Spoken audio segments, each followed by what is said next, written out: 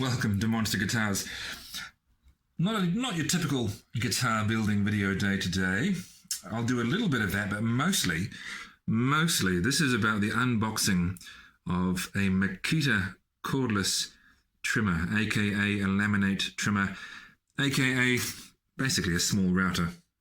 And this model is the DRT50Z. Without further ado, let's open this box. So we're not so interested in the battery. I mean, you need the battery, but the battery and the charger are not specific to this tool. This is just the way that these brands work. They lock you in by making the batteries really expensive, so that once you've got one of their battery-powered tools, rather than buy more batteries for other brands, you'll just go back and get another Makita in this case. At least I think that's how it works. Cynicism is often correct. So we'll put the battery and charger aside.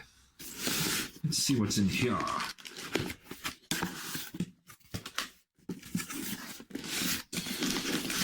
Instructions. Ha! Right, well, the obvious thing is a wee router in here. And that looks like an exhaust port. Some wrenches. What's that thing called? Not a collet, it's like a sleeve thingy.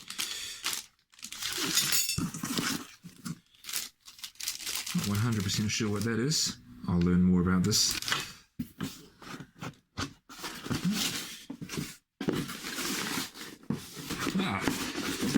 Nifty. Looks like a parallel guide. These, I'm sure, will all see, maybe not some use, but at least some exploration in this video. Right, I've taken everything out of its box and I've read the instructions very briefly, and everything is rather simple, I have to say. And I kind of like this. So it's battery powered, button operated, and it's got two buttons. One of them is the power button and the other is the lock button.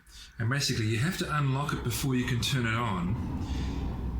So that's so that, say, if you're a tradie and this is in your work van, it doesn't accidentally go off and number one, drain the battery, and number two, damage something. But basically it's a standby button. So you got to press that, a little light will come on, and then you can turn it on. Which I like. It certainly feels really solid. It's quite light. I gather this is aluminium housing. I didn't read that, but I'm quite sure that's what I'm touching here. Now, I didn't buy any optional extras, so this is just what comes in the basic box. This is not like a kit or anything. So I'll just quickly race through some of this stuff, and then I will try it out. Oh, by the way, you'll see that I'm wearing a tool shed hat. I bought this from the tool shed. It was a slight mishap in store. I walked out with several boxes at the time, including the charger, all these little tools, the battery. So it's not like it was weightless, but the box for the actual router only had the tools in it. They hadn't put the router back into the box. So as soon as I got home, they phoned me and said, "Look, really sorry about that. We'll send it to you." And they sent me a hat as well, maybe as a mea culpa gift.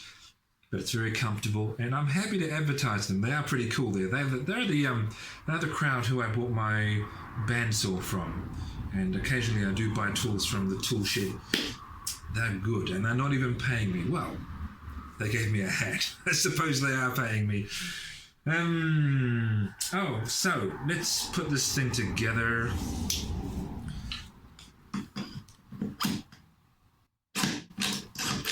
Right. So as you can see, the ridges on the housing, is this what we call rack and pinion? I believe so. Turning that. You can do fine adjustment, or fine-ish, by turning the knob, and when you've got it just where you want it, you lock it up and that's not moving.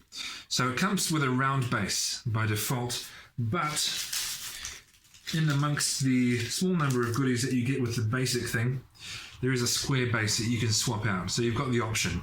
I guess, why would you want that? Well, if you wanted the router to run along a straight edge, then the square base would be handy for that too, or if you had a little sled for it or something. But it's good to have the choice. Wrenches. Now that's a template. Some of you will know what that's for. It's for cutting small things.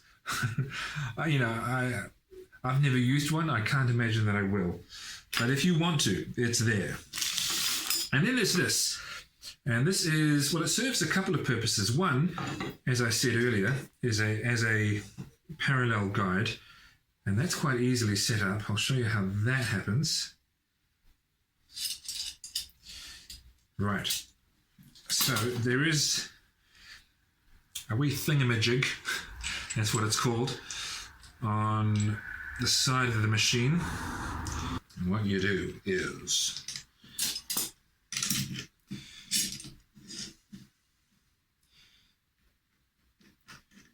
the guide screws onto the side of the base, and now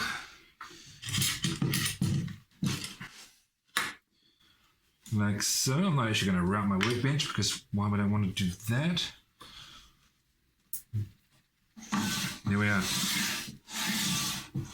One very simple parallel guide. And I discovered the parallel guide doubles as a circle cutting guide. What's the best way to demonstrate this? I'll actually cut a circle. That's what I'll do. One moment, please. So you might not notice it, but I have assembled this guide slightly differently. Basically, I've taken this piece off and flipped it around. Next, I will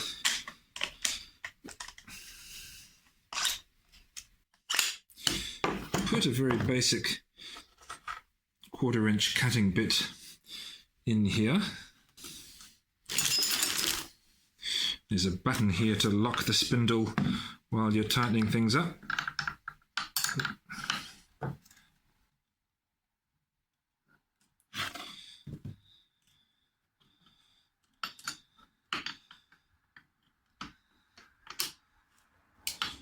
Seems easily done.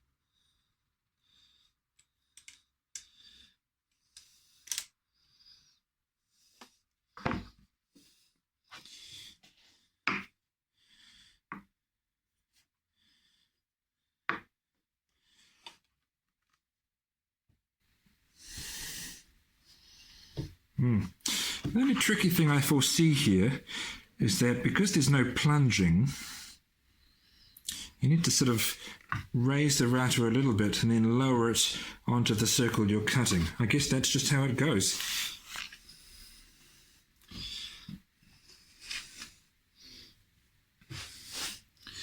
And you need to nail this down.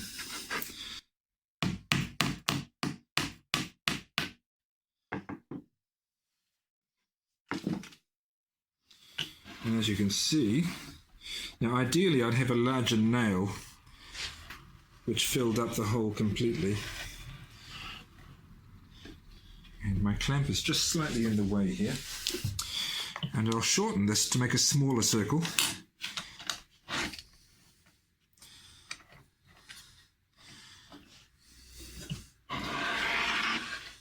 Well, I haven't quite got enough room on here for a circle, but that's okay, you'll get the idea.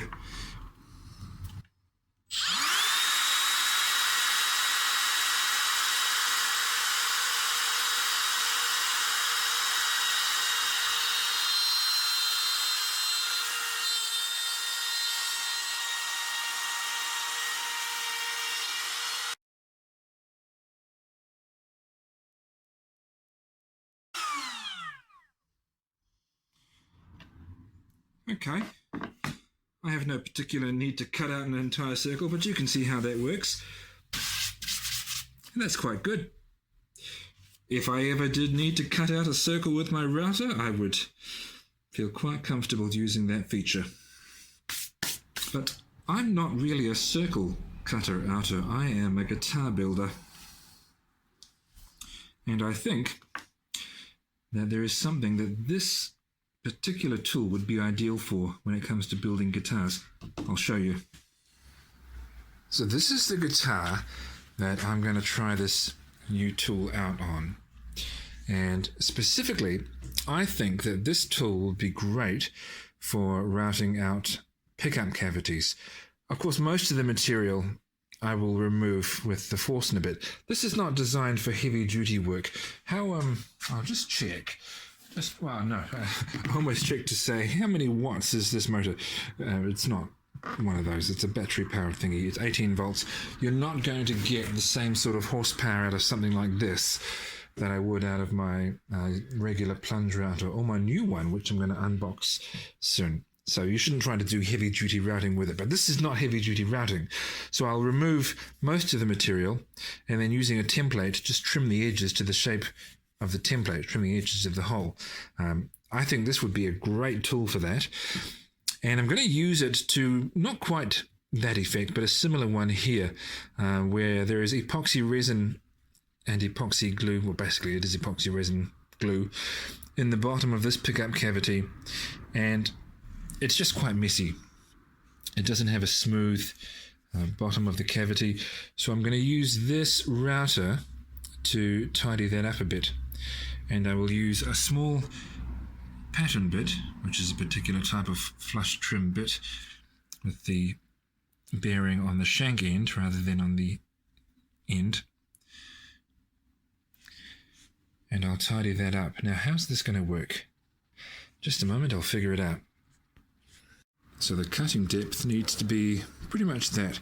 So it can't quite sit flush on the top. There's just a few millimeters there.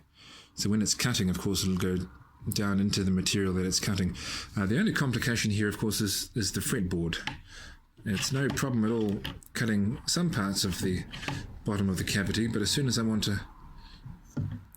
Oh, see, you can't do that. Now it's overlapping the fretboard.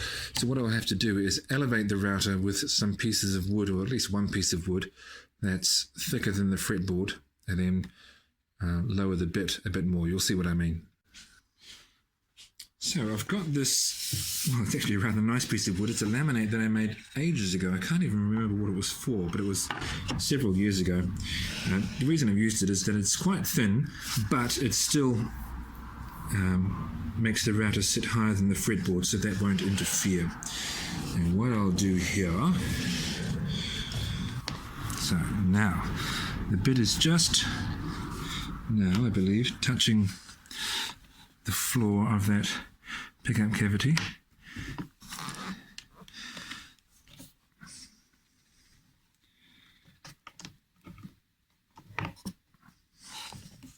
And now by raising it slightly, raising it to its maximum, rather lowering it to its maximum, I think now it will, now it'll do what I want. See, that won't quite sit flat now because the bit is jutting into the bottom of the pickup cavity. And because I can't plunge this, what I'll have to do is just start it and then lower it into the cavity.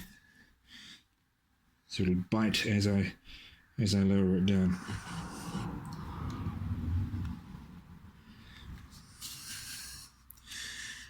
Let's see how we go. Safety gear on.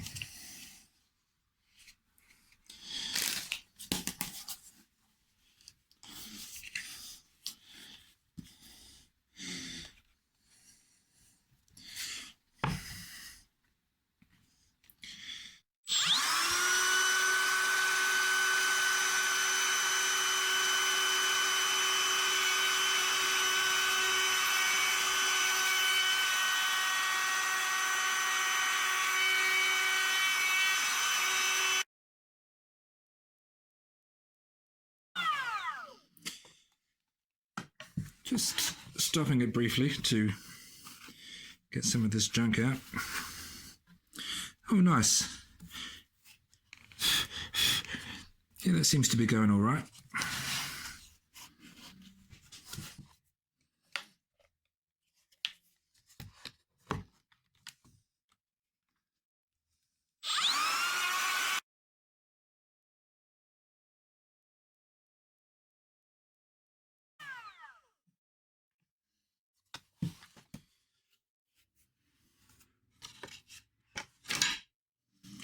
A bit messy.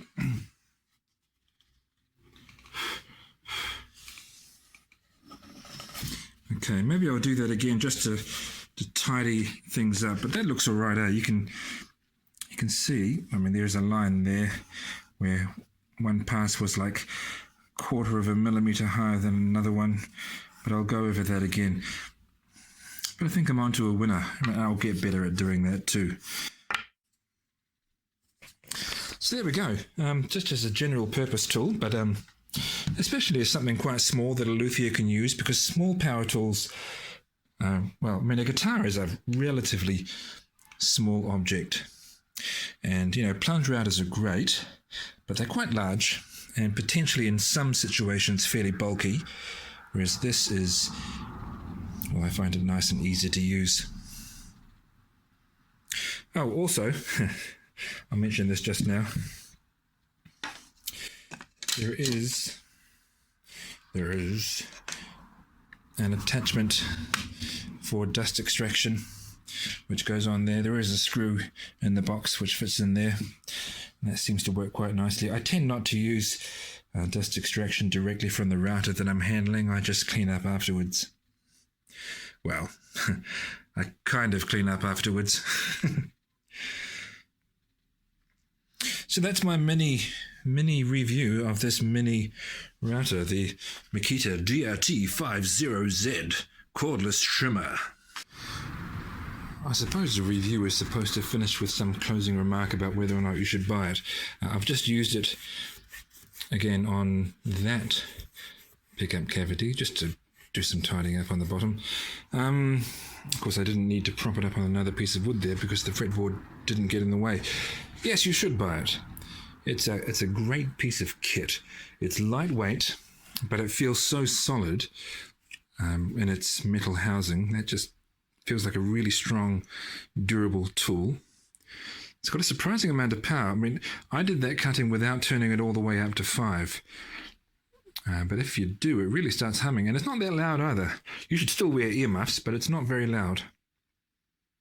So yeah, I definitely think, I was once skeptical of cordless routers. You know, when battery-powered drills started becoming common, I thought, okay, well, a drill doesn't require that much power. But then, you know, when circular saws and routers started getting in on the game, I thought, really? Could you really get that much power from a battery-powered tool? And you can. There's no want of power. Well, for the sorts of jobs this is intended for anyway, certainly no want of power here. So yeah, I definitely recommend getting it. I got the Makita rather than, say, the DeWalt or the Milwaukee. I mean, I'm sure they're okay. They do seem, to my mind anyway, like they're just unnecessarily expensive. I don't recall exactly the price I paid for this, but it was a lot less than for those other tools. They may be more powerful too, I don't know. And maybe the price tag is justified. But for my needs, this is more than enough.